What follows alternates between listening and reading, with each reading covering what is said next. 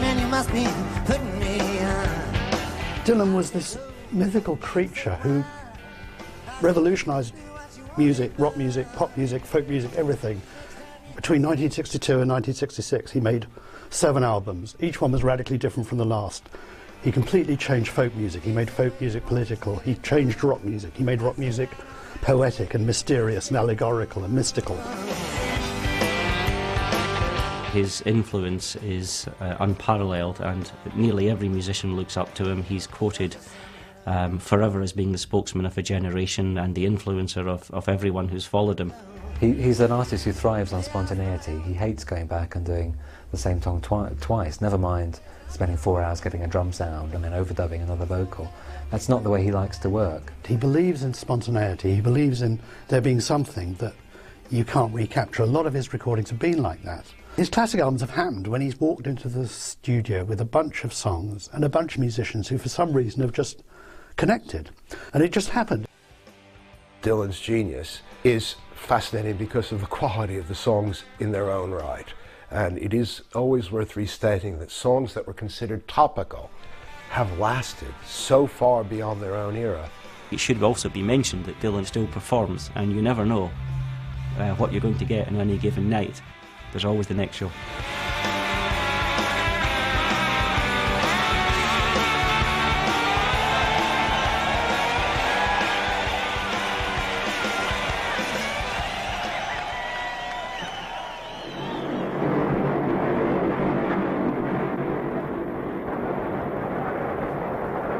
You're never quite sure what anybody sees in a budding young artist because they're seeing what no one else can see. I would say about John Hammond, the man who discovered Bob Dylan, or made Bob Dylan into a recording artist, is that his track record makes him possibly the most credible music talent spotter of the 20th century. He's spanned decades through blues, jazz, into folk, rock. The list of artists he worked with is just astronomical. Famously, he helped record and popularize Billie Holiday and Count Basie and Bessie Smith and Charlie Christian. He was also a leading figure on the left in American politics and helped eliminate racism from the recording industry. So he was very much a prophet.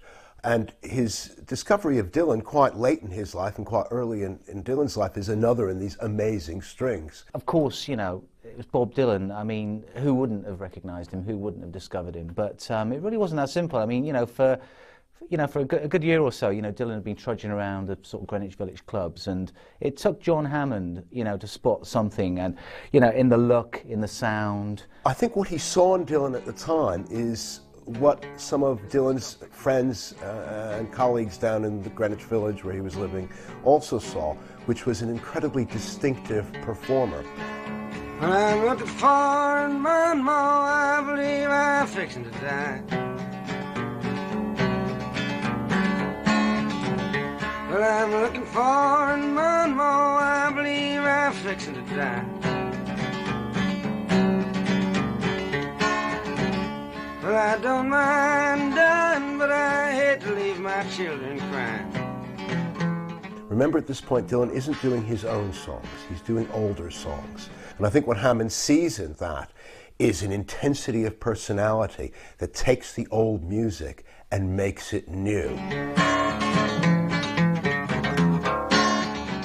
So Hammond didn't see in him, for example, a virtuoso guitar player, although he was very good, nor at that stage an original songwriter, but someone who lived a song in a way that his contemporaries did not.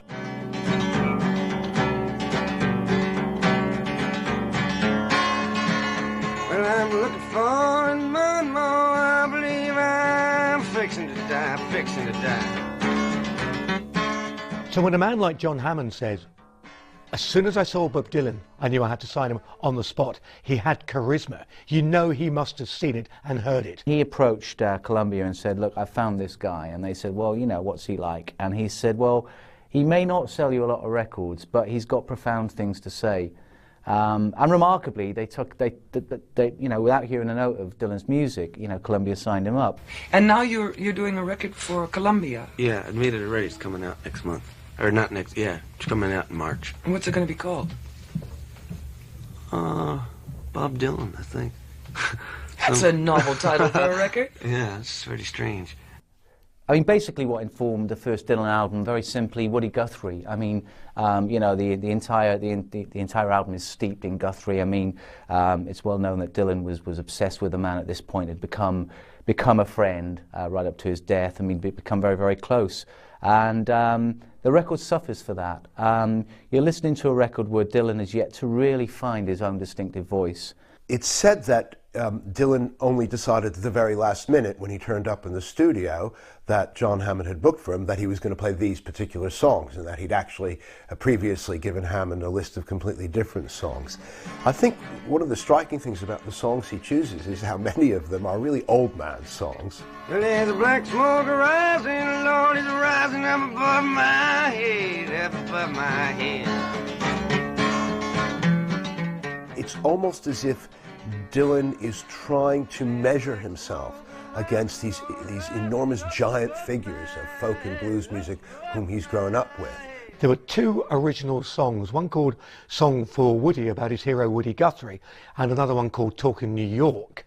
And both songs are heavily influenced by Woody Guthrie, ironically. The rest of the album covers, some of them House of the Rising Sun, for instance, which is never associated with Dylan, but had been around for many decades. The Animals possibly made the most famous version, at least as far as us Brits are concerned. And another song called Man of Constant Sorrow, which I do believe was the first song he performed on TV in America. I am a man of constant sorrow. I've seen trouble all my days. I'll say goodbye to Colorado, where I was born and partly raised. These days you say Man of Constant Sorrow to people, they probably think of anything of Oh Brother Where Art Thou, because it's in that film. But it was a very low-key affair. I know Dylan spent ages trawling through so many different records and trying different songs to see whether they fitted for size and whether he could adapt them to his own particular style. But the overall feel of it was very much a low-key folk album. Ice and snow, sleet and rain. He was asked, you know, why only two of his own songs, when at that time he was a fairly prolific songwriter. I mean, not to the extent that he became in the mid-60s. But he said very simply, I didn't want to reveal too much of myself at that point. You think he'd be thrilled at the idea of, you know, signing up to Columbia Records and would therefore be kind of malleable. But already at that point he was like, no, this is what I'm going to do. This isn't a guy who's trying merely to imitate the records he's seen in the past, but to enter into them and recreate them as emotional experiences. His big saving grace was that it cost $400 to record and was done over just 2 days. So it was very low budget, it was low maintenance, so there wasn't a need to recoup a huge advance. Because at the time, John Hammond was put under enormous pressure. In fact, Dylan was known as John Hammond's Folly. John Hammond had been through enough so that didn't in the least deter him from recording the second album. However, in between the two, Dylan really explodes as an original songwriter. And that is partly, and perhaps principally, the impact of the civil rights and peace movements at the time. Oh, the time will come up when the winds will stop and the breeze will cease to be breathing. Like the stillness in the wind before the hurricane begins, the hour that the ship comes in. The sit-ins by young African-American people in the South, people exactly Dylan's age, stir his imagination. They give him the confidence to say something new, to put new words to old songs, and they also give him an audience, which it's important to stress at this stage is a small minority audience, but is the beginning of something that by the end of the 60s has become a genuine mass phenomenon. And that's a key part of the story of Dylan, that he starts as the voice of a small minority, and rather against his will becomes the voice of a huge number. And the words that are used for to get the ship confused will not be understood as they're spoken, for the chains of the sea will have busted in the night and be buried on the bottom of the ocean. His first protest song, which he never got around to putting on any album, Death of Emmett Till, he writes in February of '62, and within a few months he's written Oxford Town, Hard Rain's Gonna Fall, Masters of War, With God on Our Side, Hattie Carroll. That's all within 18 months, and I've left out another 20. To some extent, John Hammond is trying to keep up with Dylan by scheduling more and more recording sessions at which Dylan can lay down his new music. He's also at this point establishing a tremendous cult reputation in the coffee houses of New York and other major cities as an absolutely unique performer, and beginning to perform at the bigger venues. The effect of all of this coming out from one person was quite extraordinary at the time, and it changed Dylan from being just another person in the village to being a kind of folk superstar. His finger finds the trigger to his name. His head no hit out in the dark. The hand set the spark. Two eyes took the aim. Behind him and frame. But he ain't lame. He's only a pawn in their game. When you see footage of Dylan performing around that time, I mean, basically there's a key ingredient, I think, lacking, which is very simply charisma. I think he'd yet to really find a way of expressing that, and I think there's something about those kind of early shots of Dylan, that early footage of Dylan, where there's a kind of shyness there. There's a real hesitancy, which are not words that you really associate with a great man, but far from, when you think of Dylan in the mid-60s, and particularly the Don't Look Back period, where he just radiates this kind of almost supernatural cool and this something bordering on arrogance, but isn't quite arrogance. It's too cool to be arrogance, but it's basically a man in control. The early footage is quite curious, because he's clearly, as an artist, not yet fully formed and a little bit unsure of himself, not yet comfortable with the mic. He's singing away from the microphone. He hasn't quite kind of mastered those basic, simple technical things. But I think more than that, the overall thing, I think Dylan hasn't yet found himself, and he's kind of unsure, and I think that comes through. And he's told how to walk in a pack. You heard something interesting, because the guy's voice was original, it was unique, and there was something interesting in the way he had attacked the material, but he hadn't yet, maybe he never did, become comfortable with the camera, so that when he did his early performances, he seemed very small and very shrunken into the stage, as if he'd like to be somewhere else. Now, I never saw him live in those days, even I was too young, but people who did see him live said there was something very charismatic and very strident about him, something very purposeful, so that the Dylan you saw on stage seemed to be very different to the Dylan you saw on the screen. Before she sleeps in the sand, yes, and how many times must the cannonballs fly before they're full of a band? The answer, my friend, is a blowing in the wind. The answer is blowing in the wind. In about the spring of 1962, he writes a song called Blowin In The Wind. That is quickly given by his manager, Albert Grossman, to a new group called Peter, Paul and Mary, who then have a huge hit with it. Now, no one had expected this to happen. The idea that there would be a top 40, top 10 AM radio hit, which made references to the struggle for civil rights, to the campaign to ban the bomb. This was contrary to all commercial wisdom. Must a man turn his head and pretend that he just doesn't see? The answer, my friend, is a blowing in the wind. The answer is blowing in the wind. He becomes famous as the author of Blowin In The Wind, and Blowin In The Wind is rapidly taken up as a standard almost, along with We Shall Overcome and Eyes on the Prize, at civil rights rallies and folk hootenannies.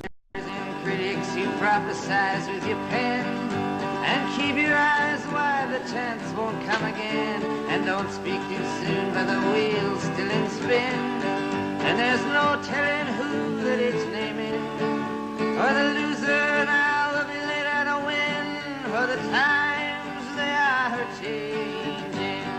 When people talk about the Times They Are A-Changin album, I think it's kind of easy, again, to kind of pigeonhole that as kind of, it's Dylan's great protest record. And I think there's a kind of misunderstanding there. I think by that time, I think Dylan had become noticeably pessimistic about politics. He seemed to get very bored very quickly with whatever he was doing, and we move into other areas.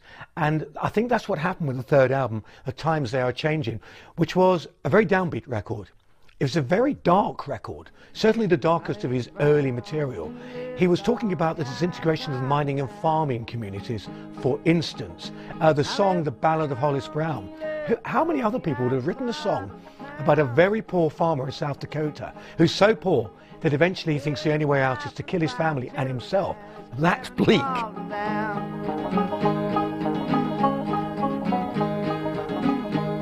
You look for work and money and you walk a ragged mile. You look for work and money and you walk a ragged mile. Your children are so hungry that they don't know how to smile. It's Dylan's tone in it which kind of starts creeping in on this album, where I think there's almost like a kind of wry detachment, which would remain with him through quite, a number of subsequent albums. This was no longer just Dylan, the protest singer. He was no longer just one thing. I think by this point, Dylan had become, most definitely, an artist who came in many shapes and forms. The rats have got your flower, bad blooded got your mare. Even when he's doing ostensibly kind of, protest, kind of, socially realistic songs like, The Ballad of Hollis Brown, he sounds strangely bemused, almost kind of detached, like already, he realized that he was far more interested and concerned with, if you like, revolutionizing himself than revolutionizing the culture or achieving great social reform through songs. I think he kind of realized that it was time to get playful, and I think the playfulness of that album has been underestimated greatly. What young musicians are advised to do is not to depress their audiences. Generally, commercial wisdom is you want to cheer people up. And here's Dylan taking the exact opposite tack. He's taking a mysterious song, a demanding song. His performance of it's stunning, in fact. A song with a lot of ambiguities, and just living it out again. And I think that's what's striking about the guy, is his intuitive going against the grain, and you can see that from then right through the rest of his career, sometimes quite perversely. Grass is turning black, there's no water in your well. Your grass is turning black, there's no water in your well. You spent your last long dollar on 7 shotgun shells. That's not all there is to this album. This album includes One Too Many Mornings. It includes Restless Farewell. And these are not songs about politics. They're not protest songs. They're absolutely brilliantly written, complex songs about an inner world that Dylan is beginning to explore. But I think some of it was trying to express his frustration with where he was. He wanted to move forward and didn't seem to quite know how to do it. When Dylan went electric, it seemed an almost unbelievable shock to people at the time. But in fact, he spent his career confounding expectations. When he was dubbed the Prince of Protest and he was singing his protest songs, he quickly moved away from that and sang songs about leaving the protest movement and indeed disliking it, and wrote a transitional album called Another Side of Bob Dylan. He and a couple of friends got in a car and drove across America. 3 weeks, or just under 3 weeks. They covered the whole of America, picking up stories as they went along, which Dylan turned into songs. Also at that time, Dylan had started to experiment with LSD a little bit. The result was an album that some people see as more humorous, more human, but also took him into a completely new area. And it was his break with folk music. It was the moment when the folk cognoscenti, the critics, the hoi polloi of the folk industry, disowned him.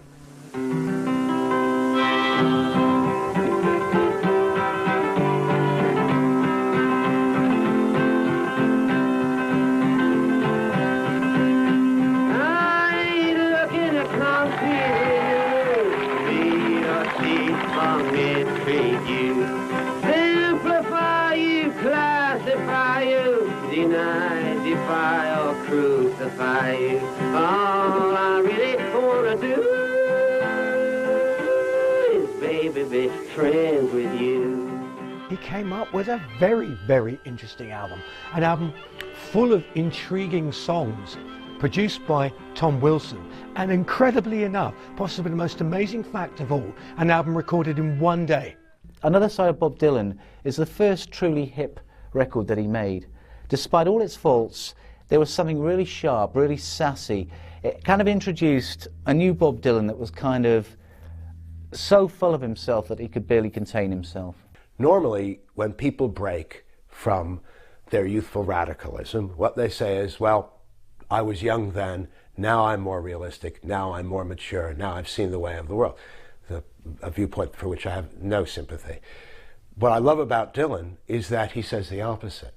He says, I was older then, and I'm breaking with politics because I'm younger now, because I'm uncertain.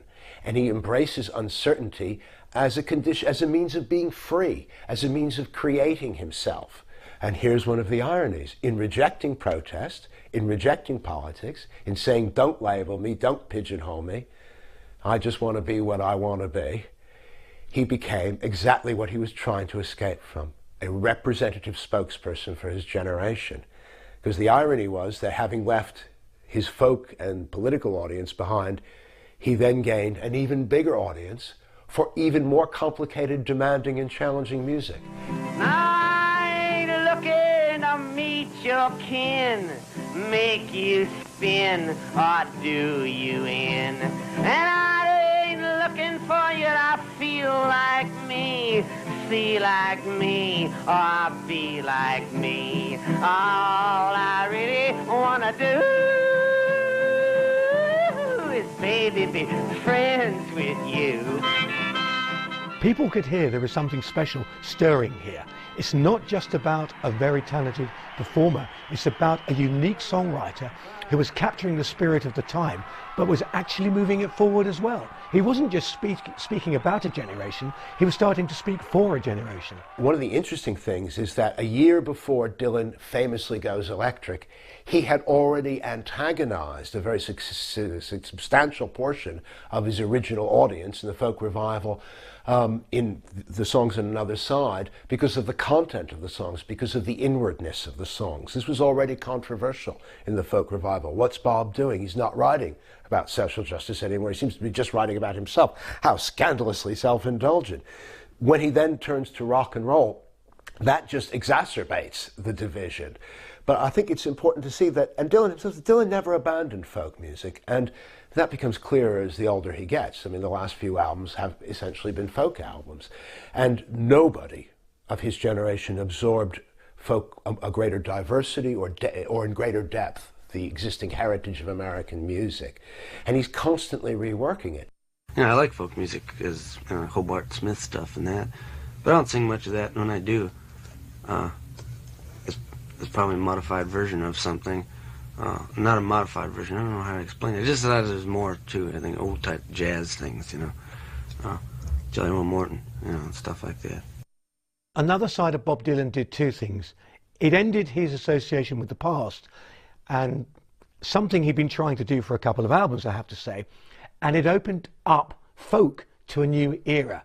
It opened up folk to folk rock, and therefore almost gave the world a new form of folk, which is to be taken so far forward by bands like the Byrds and so forth.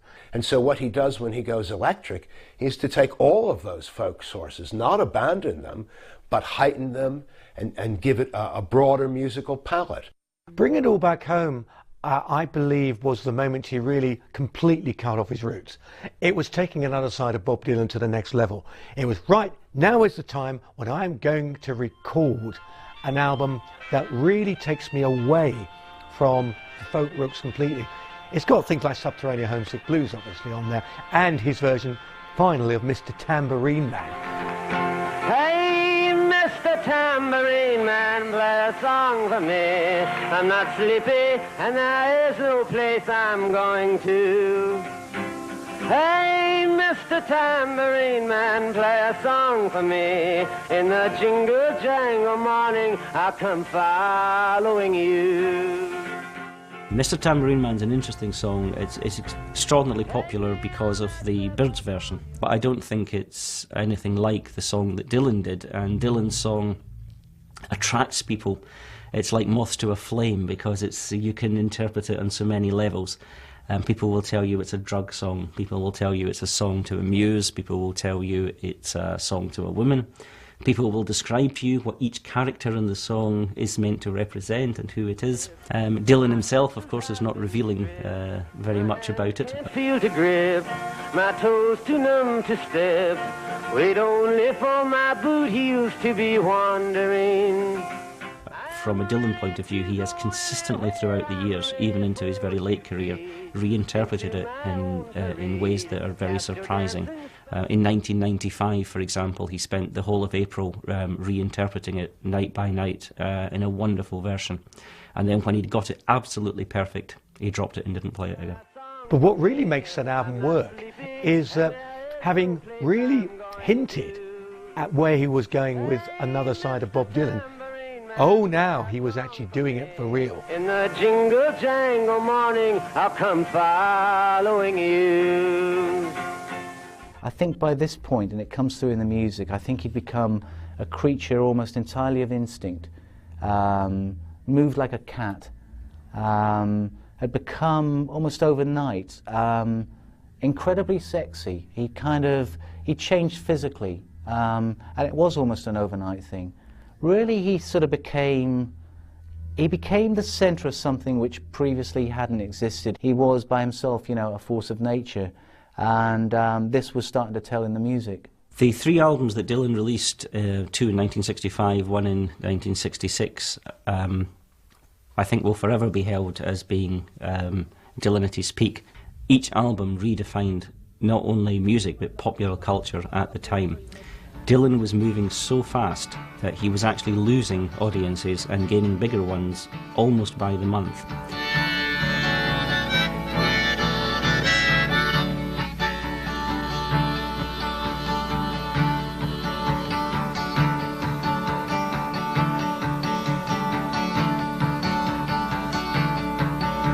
You mustn't now take what you need, you think will last.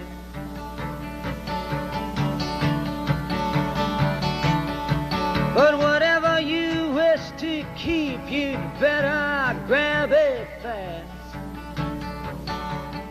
So you have this first side that's semi-rock and was supposed to be a shock to people at the time. And then on the second side you've got 4 tracks which stand with the greatest poetry, I would say, of the last 300 years. Again, I know that sounds ridiculous, but I think it's a claim that's easily justifiable. And it was just Dylan on guitar. Look out, the saints are coming through, and it's all over now, baby blue. The songs were now on a much wider scale. Instead of talking about certain injustices in society, Dylan was exploring how and why America in particular had come to a point where such injustices existed.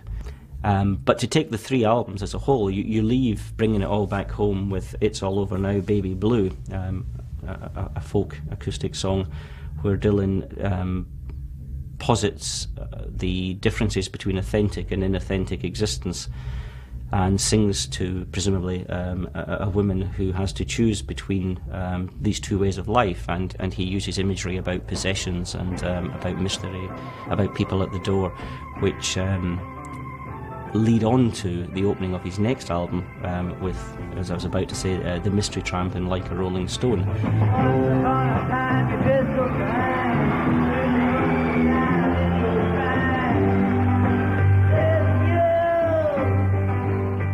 He's singing to someone who's lost everything, and the choice is, do you pick up and start a new life and leave the dead, inauthentic existence behind and move on to something more challenging?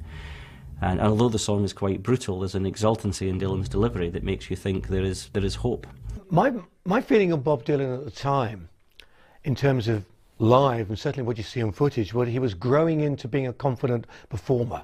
To actually be on stage and be himself, rather than to be invoking the spirit of something he really didn't believe in completely.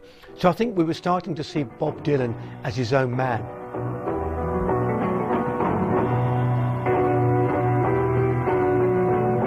You walk into the room with a pencil in your hand. See somebody naked. Say, who's that? There had never been an album like Bringing It All Back Home. And then there had never been an album like Highway 61 Revisited. And then there absolutely certainly had never been anything like a double album, for goodness sake, called Blonde on Blonde. And each one is musically completely different.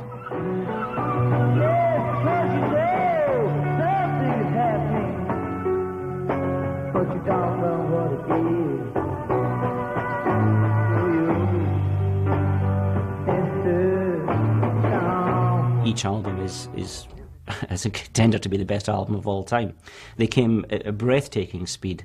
They were all musically completely different, though I think what keeps them together is a cohesive web of imagery. And Dylan at this point, without wanting to sound too ridiculous about it, just seemed to sneeze poetry. Even his press conferences seemed wildly inventive and funny. Hard on a lot of people, like in Like a Rolling Stone, you're pretty hard on the girl. And in Positively 4th Street, you're pretty hard on the supposed friend. Are you hard on them because you want to torment them or because you want to change their lives and make them know themselves? I want to needle them. Who's Mr. Jones? Mr. Jones, I'm not going to tell you his first name. I get sued. What does he do for a living? He's a pin boy. He also wears suspenders. I think Dylan was this mythical creature who revolutionized music, rock music, pop music, folk music, everything in 5 years, Between 1962 and 1966, he made 7 albums. Each one was radically different from the last. He completely changed folk music. He made folk music political. He changed rock music. He made rock music poetic and mysterious and allegorical and mystical. He did all this extraordinary work in just 5 years, and then he exploded, he vanished. He had a motorbike crash and he vanished. Say, who is that, man? You try so hard, but you don't understand. Just what you're gonna say when you get home. The motorcycle accident, in its effect on Dylan's myth, was extraordinary. In fact, it would have been a great PR stunt if it had been set up for that. So you had the Stones, the Beatles and Bob Dylan, and one of them suddenly went off the radar. What had happened to him became a great mystery, and the need to find out increased his myth exponentially. And he came back with a rather mysterious country and western album called John Wesley Harding, which was a very interesting but kind of mystical, allegorical work. It sounded like it could have been recorded in 1867. It didn't sound like it had anything to do with the 1960s at all. I mean, the whole world was going psychedelic pop, spacey albums, and Dylan came out with a sparse, pared-down John Wesley Harding. But it was lyrically so complex and so clearly the same genius who had produced the triumvirate of albums that we're forever referring to, the sort of holy trinity of the mid-60s. It was still clearly the same man.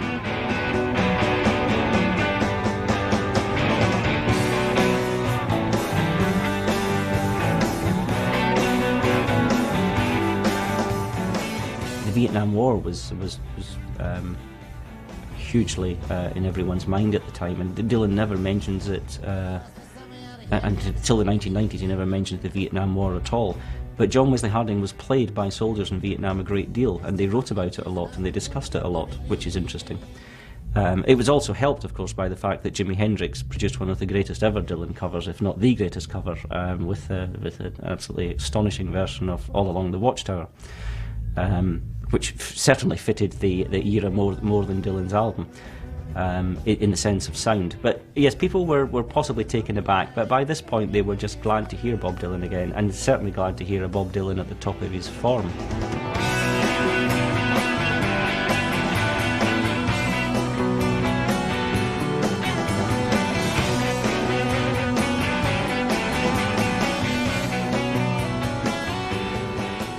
He then made this very corny Nashville record called Nashville Skyline, very corny Nashville love songs. He then made New Morning and Self-Portrait close together, and then he seemed to retreat into his home in Woodstock. He was having children with his wife. I think he was waiting for his contract with his manager Albert Grossman to expire. So for a period of, roughly from 1970 to 1974, he vanished. He didn't seem to exist anymore. It was like the whole counterculture just almost going around in circles because they didn't know what to do without Dylan being there. And then suddenly, out of the blue, at the start of '74, he announces a huge American tour with the band, and there's a new album, Planet Waves, which in retrospect isn't that great, but it was a Dylan album. That's what people wanted. And the demand for the tour was unprecedented. I mean, something like 18 million ticket applications. By this point, of course, CBS, who've let Dylan go, who have not actually got him to re-sign to them, realised their error too late. And Dylan records Planet Waves really as a, raised digit to CBS. In a sense, though, I think in the stuff he did with the band, he was really coasting on his 60s repertoire and his reputation. And then at the end of '74, so this is only, eight or 9 months after Planet Waves, you suddenly get the absolutely amazing album, Blood on the Tracks. Early one morning the sun was shining, she was lying in bed, wondering if she changed it all, if her hair was still red. If folks, they said their lives together, sure was it gonna be rough. They never did like Mama's homemade dress, Papa's bank book wasn't big enough. I think Tangled Up In Blue sets the stage. It tells you what the theme of the album is. And it's a fantastic, there's something kind of very up-tempo and very kind of energetic about it. It's just the way Dylan and the musicians work together. It just keeps, it's wonderful the way it just keeps circling around. It keeps circling around and coming back to itself. Each verse sort of seems to build on the same theme. It's got this wonderful circular feel to it. She was married when they first met, soon to be divorced.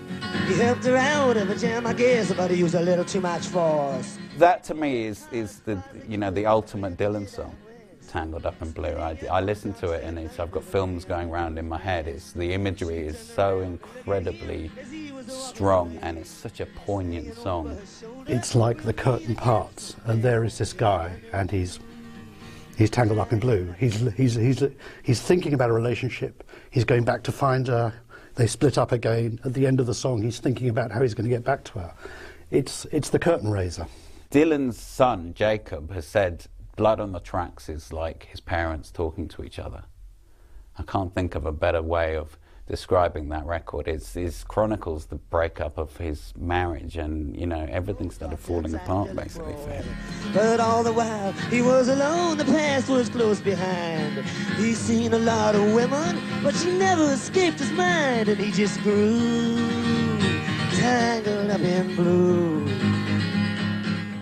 When Bob was looking back at Blood on the Tracks later in the '70s, he said that the thing that had been different about that album was that he was having to learn to do consciously all the things that he'd done unconsciously in the '60s.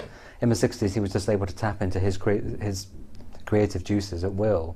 Dylan's writing by this point had become a lot less oblique. It was a lot more confessional, a lot more direct. I think there was less open to interpretation. In the '60s, there was a lot more clever wordplay. It's a very cathartic album, and obviously Dylan himself is aware of that. That the album is about relationships. It's about a particular relationship, obviously, which is, the overbearing theme of the album. Someone's got it in for me. They're planting stories in the press.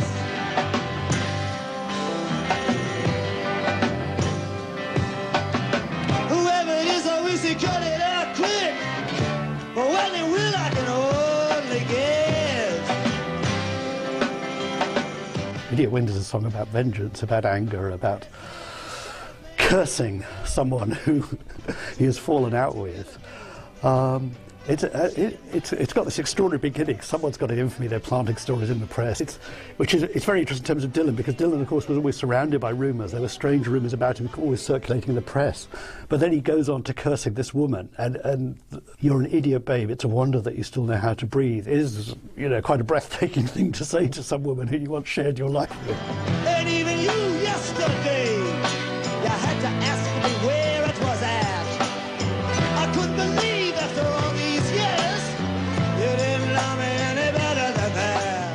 You know, there's a lot of bitterness in this record. You know, I don't hear any anger in the album there. I think there's a lot of sadness and bitterness all wrapped up. But I don't hear kind of aggression in this album. You know, I don't think it's a nasty album. They're still love songs. Maybe it's they're ballads bemoaning times that have gone, you know, but they are love songs.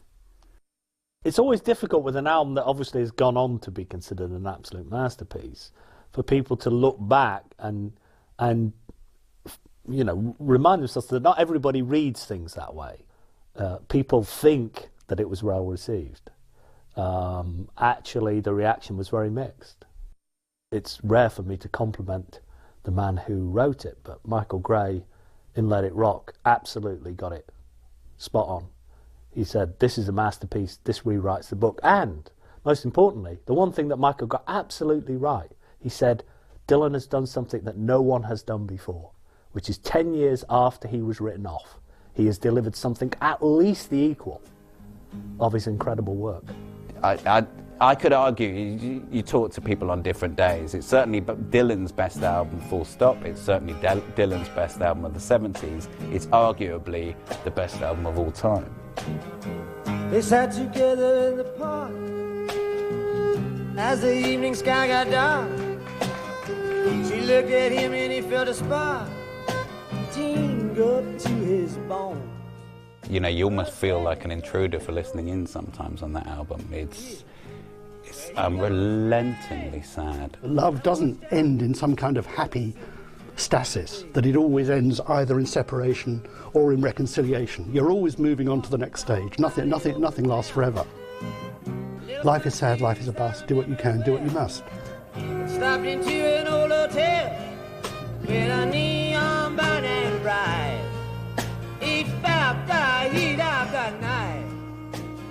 Desire was a more commercial album than Dylan had been producing up until that point. It may have been consciously so. After all, Blood on the Tracks was a commercial success to a degree, and a high degree, but by the standard of the album, it didn't actually sell as much as its brilliance justified. So it may have been deliberate, or it may have just been Dylan, as usual, doing something new, but Desire had a completely different sound to anything Dylan had done, or has done since. He got Scarlett Rivera in on violin, who had a very strong effect on the sound, so the whole thing acquired this strange sound, which is partly gypsy music, partly Eastern European music, partly Yiddish music. Pistol shots ring out in a barroom night. It's a Betty Valentine from the floor above. She sees a bartender in a pool of blood. Cries out, they've killed my love. The whole style of songwriting was different, and that was partly because he hooked up with this guy Jack Levy, who was a screenwriter and a theatre director. It gave the songs a very different spirit. They were much more cinematic. Here comes the story of the hurricane, the man the authorities came to blame for something that he never done. Reuben Carter had been a boxer, middleweight contender in the mid-60s, who had, he said, been unjustly convicted of murder. What's interesting about it is, almost for the first time since the early 60s, Bob was prepared to take on a case that was current. He wasn't writing about something that harked back to the Bible or just something that happened to himself. He was actually taking something that was out of the newspapers and turning it into instant journalistic songwriting. But that's what Dylan does. He takes something, he absorbs it, he goes through it absolutely 100%, and then he moves on. He's done the same with everything he's done in his life. When he went electric, he seemingly in interviews despised his earlier self. When he went religious, he was breathing fire and brimstone on all of us, sinners. And then he just sheds off a layer of skin, as he'd say, and moves on to something else. Be an ambassador to England or France. You may like to gamble, you might like to dance. Maybe the heavyweight champion of the world. He has said that he was out on tour in America at the end of '78, and I think he was in San Diego, and somebody threw a cross on stage, and he was out of his head and just feeling ill and didn't want to be there, and he picked the cross up and stuck it in his pocket, and he says he saw Jesus. It may be the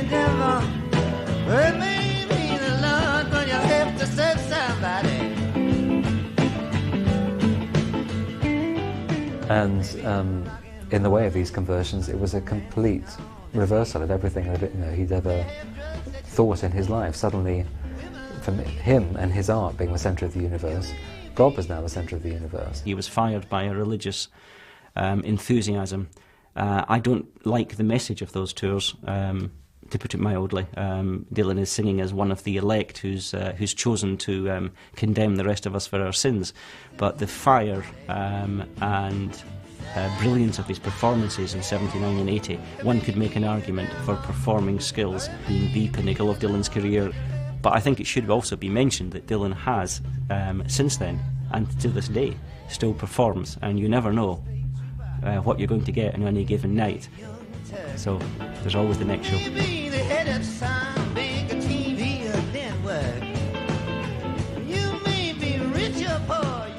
As far as I'm concerned, I don't play anything really after that, really, until we get to the end of the 80s. There's a whole sort of missing 15 years of Dylan's career, when there's some interesting music, but none of it really sounds, I don't know, it doesn't sound real. It doesn't sound as if he's fully into it. And what's interesting, by comparison, is that on the last two records he's made, on Love and Theft and on Modern Times, by producing them himself, he has managed to go back to a very, very simple sound using his live band. It's as if he's learnt the lesson that he was trying to learn 30 years beforehand.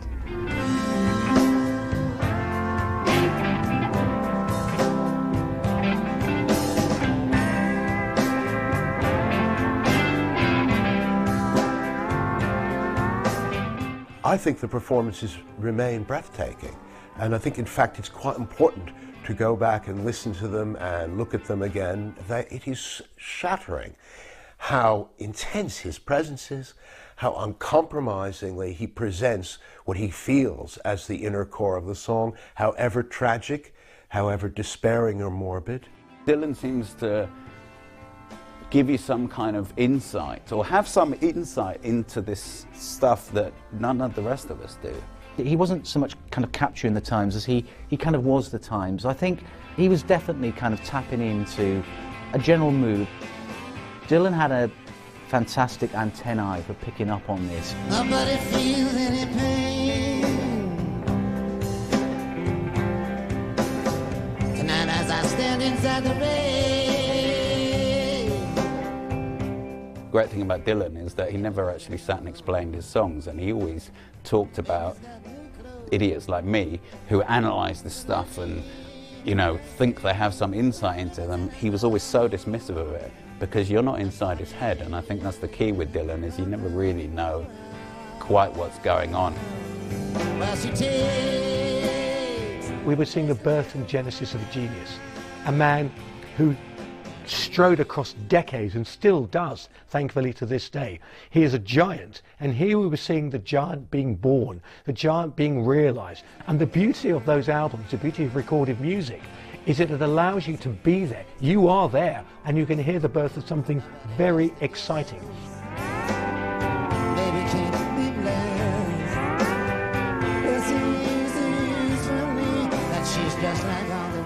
Like all the best art, it does get better over time. You can listen to it like you look at a painting, and it can kind of just pull you in. It's like diving into a kind of dream world. It is frankly absurd to talk about anybody else in the same term. Dylan overarches everything, and there is nobody that comes close to Dylan. There is Dylan, and there is everybody else.